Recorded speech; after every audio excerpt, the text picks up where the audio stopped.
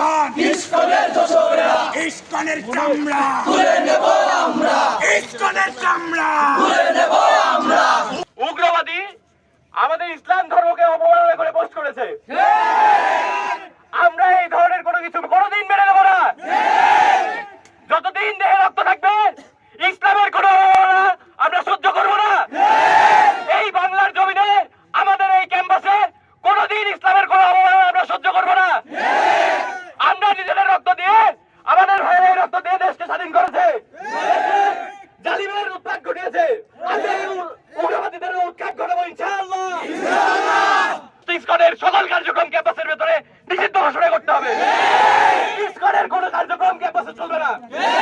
হিন্দু ধর্ম শিক্ষার্থীরা রয়েছে, তারা তাদের ধর্ম পালন করবে, নিজস্ব আঙ্গিকে তারা তাদের ধর্ম পালন করবে। কোন ইসকনের লোকজন এর ভিতরে অন্তর্ভুক্ত হতে পারবেন না। আমরা এগুলো কোনোদিন মেনে নেব না। উগ্রবাদের চামড়া তুলে নেব আমরা, উগ্রবাদীদের তুই গালে জুতা মারো তালে তালে, জুতা মারো তালে তালে উগ্রবাদের তুই গালে, বাংলায় হবে না, ইস্কনের ঠিকানা এই বাংলায় হবে না। Direct action! আমাদের মুসলিমদের উপর নির্যাতন করা হয়েছে, মসজিদগুলো ভেঙে দেওয়া হয়েছে। কিন্তু বাংলাদেশে আপনারা দেখেছেন এই মুসলিমরা হিন্দুদের মন্দির পাহারা দিয়েছে। তাহলে এই হিন্দুরা তারা কাদের ইশারায় ধরে মুসলিমদের অনুভূতিতে আঘাত করে। ছাত্রলীগ, আওয়ামী লীগ, ফ্যাসিস্টের ভাষা যেরকম ছিল, ইস্কনের ভাষাও ছিল সেই রকম। তাদের ষড়যন্ত্রের একটা অংশ এটা হতে পারে।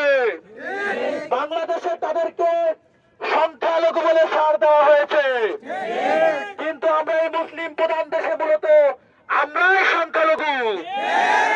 মুসলিম ধর্মের ওপর, মুসলিমের ওপর যদি আর কোন ধরনের ষড়যন্ত্র চলে আসে, এই মুসলিম মিল্লাত আর বসে থাকবে না।